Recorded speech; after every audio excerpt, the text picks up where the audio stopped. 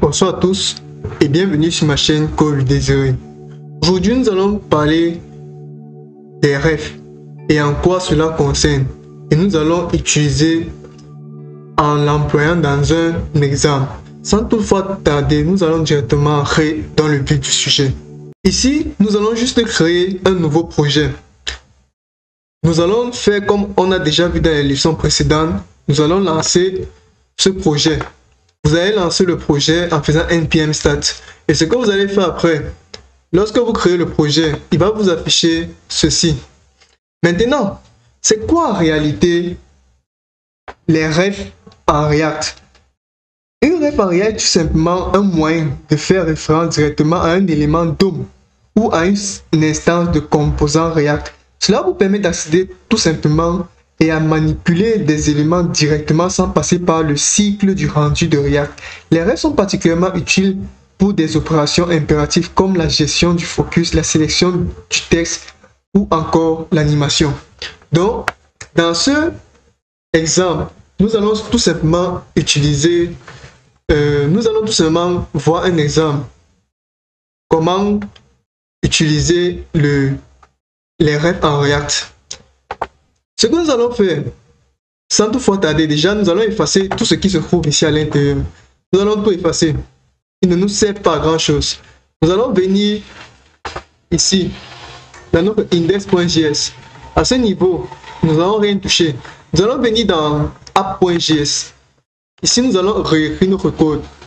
Nous allons tout simplement importer la classe React et la classe useRef. Parce que c'est ce hook qui va nous permettre de pouvoir utiliser le useRef. Donc tout simplement, nous allons faire un import React from React. Puis nous allons faire import. Nous allons écrire useRef puis from React. Maintenant, ce que nous allons faire, nous allons créer notre fonction et nous allons l'appeler app tout simplement. Pourquoi avons créé React? Tout simplement créer les React fragments comme on a vu dans la leçon, dans une des leçons précédentes. Ici, nous allons venir mettre notre return. Ici, nous allons mettre notre React.fragment. Là, nous allons ouvrir. Ici, nous allons exporter le fichier.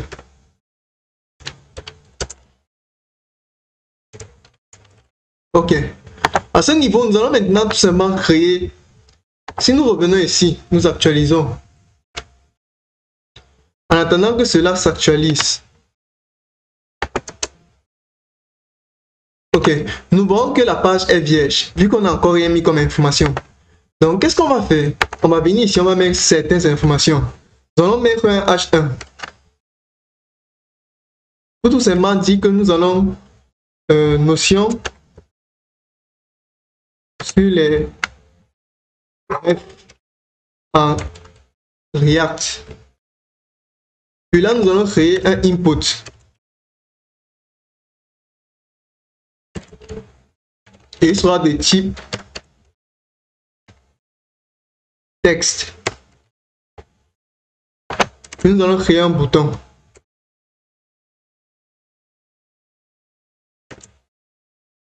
Il sera de type bouton.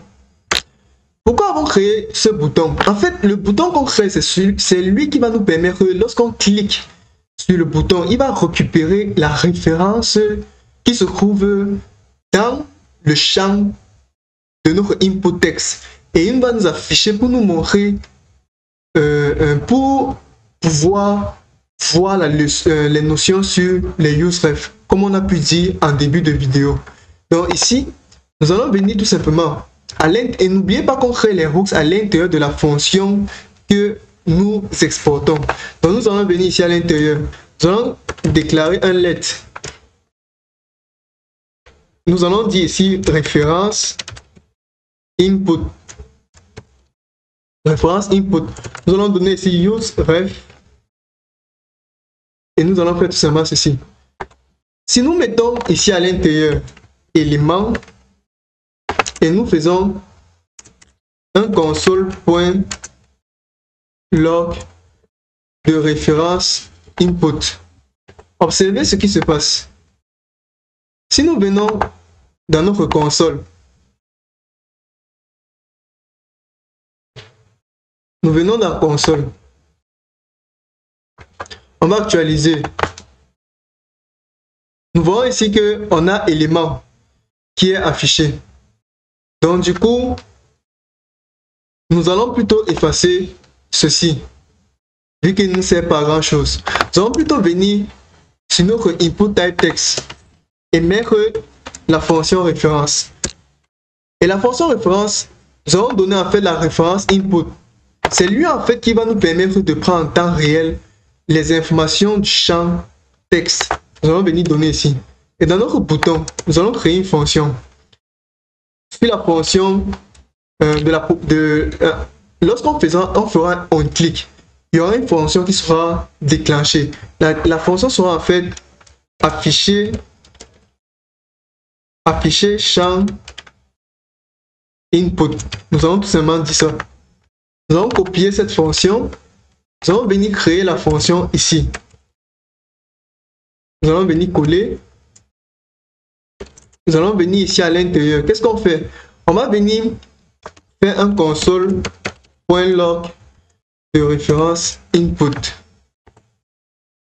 Maintenant, ici, on va venir donner un champ ici. On va dire afficher élément. Ok. Maintenant, ici, on réactualise. On va écrire du texte. Nourriture. Si on valide, on observe ici qu'on a un current input. Et si on descend, on observe qu'on a un current input. Et si on cherche... Bon, bref, ici c'est un peu touffu. On va tout simplement venir mettre ici à l'intérieur. Point current. Le current représente au moment précis qu'on est en train d'écrire. Et value, ça représente la valeur qu'on a écrit. Donc on va venir d'ici point current point value. Et si on revient sur notre, on réactualise et on réécrit nourriture. Nourriture. On affiche l'élément. On observe en fait que voici le texte nourriture qui est sorti. Merci d'avoir suivi jusqu'à la fin de la vidéo. S'il vous plaît, n'oubliez pas de vous abonner, de liker, puis de partager. C'est ce, nous nous voyons pour la suite du tutoriel. Bonne journée à vous.